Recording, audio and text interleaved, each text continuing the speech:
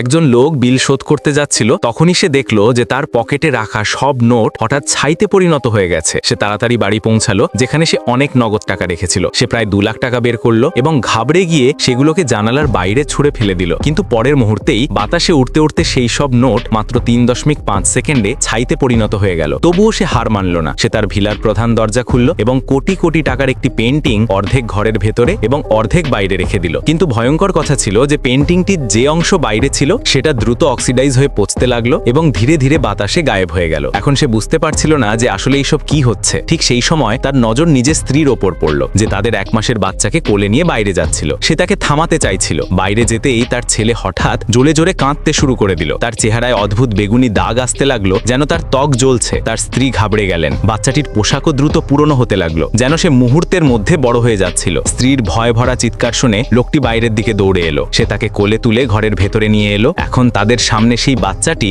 যে কিছু মিনিট আগে মাত্র 1 মাসের ছিল, এখন একজন টিনেজারে পরিণত হয়ে গেছে।